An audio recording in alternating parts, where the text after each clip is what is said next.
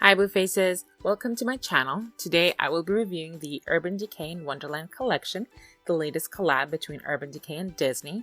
So why don't you join me on a trip through the Wonderland?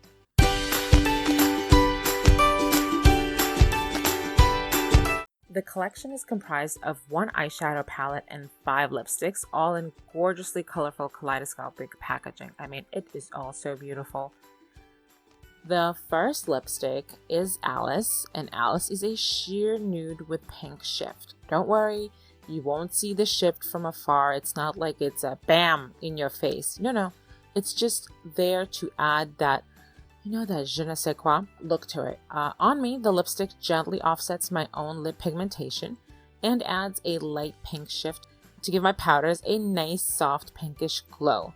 Very beautiful and almost innocent-like. I mean, you will need to hold off all those men just trying to vie for your attention. You will probably need to touch this up a bit more than usual, maybe once every 2 to 3 hours, but it's worth it. It's that pretty. Next is Morana, a matte berry shade with tonal shimmers. This lipstick is gorgeous. It's full coverage, and I think it will suit a wide variety of skin tones. It is definitely a deep berry and not just purple, and it is super duper comfortable on the lips. I do recommend either using a lip liner, lip brush, or cleaning up after you apply this because it's a shade that demands perfect application. And you know what? You do that and your lips will look like these gorgeously voluptuous little berries that you just want to eat. You will get married so fast, the drop of a hat, I'm telling you. Maybe the Mad Hatter's hat. On to the ultra fun Mad Hatter lipstick. Mad Hatter is a bright purple shimmer. This lipstick is basically purple shimmer with a bit of sheer purple base.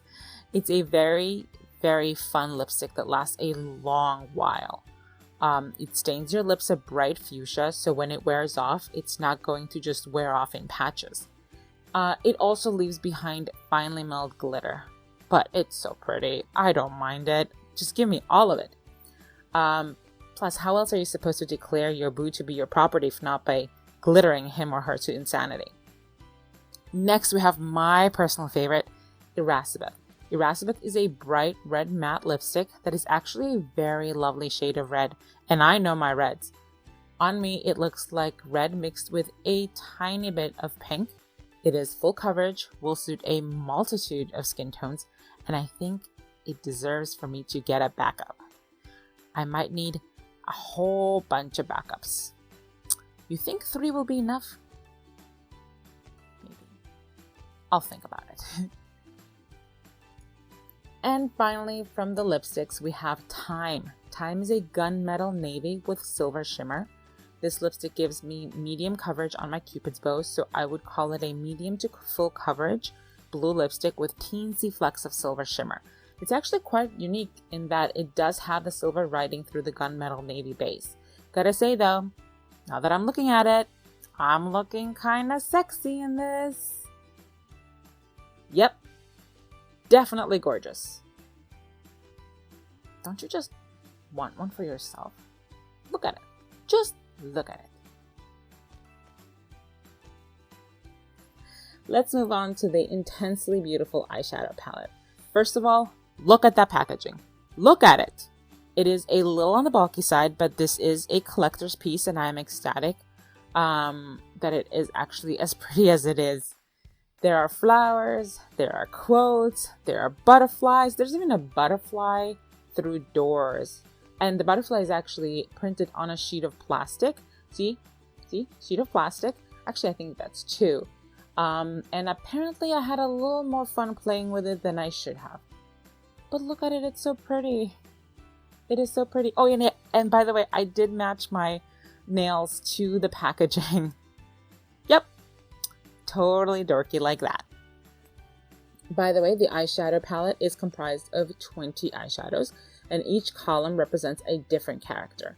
And that's actually how I'm going to swatch them, based on the character and not just going across in rows.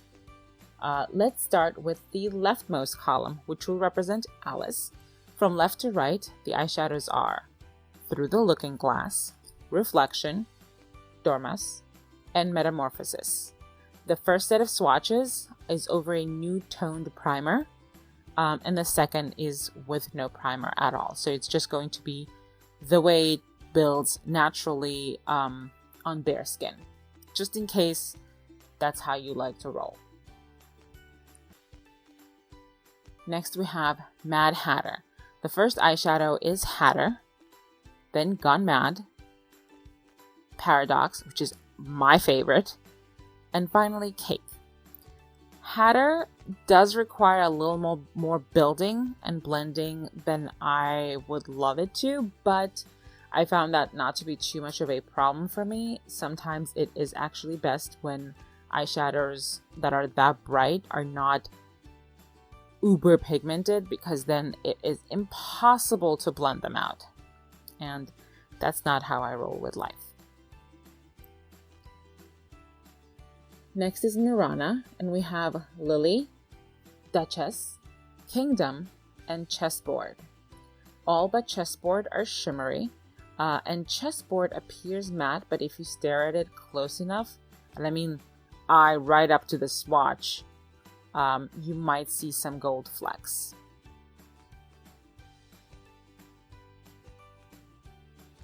I gotta say, that Kingdom though, it's got that shift, it's so pretty. And now on to Irascible. Heads Will Roll, Bandersnatch, Salazan Grum, and Royal Flush. Heads Will Roll is a beautiful shade, but does require a bit more work to blend out. I'm not surprised shades like that usually do. However, Bandersnatch, it looks in the swatch like it might need more work, but it doesn't. It's actually very easy to blend out and actually works superbly on the eyes. And finally, we have the Time column. The shades are Time, Dream On, Chronosphere, and Mirror. All of these shades are ultra pigmented, except for Dream On. Dream On is basically glitter. You have to pack it on differently. Overall, I love the palette and the packaging and the shades. I love the entire collection. The lipsticks are beautiful. The packaging is divine. And what can I say? I'm a sucker for everything that is Urban Decay, Disney, and all these beautiful colors.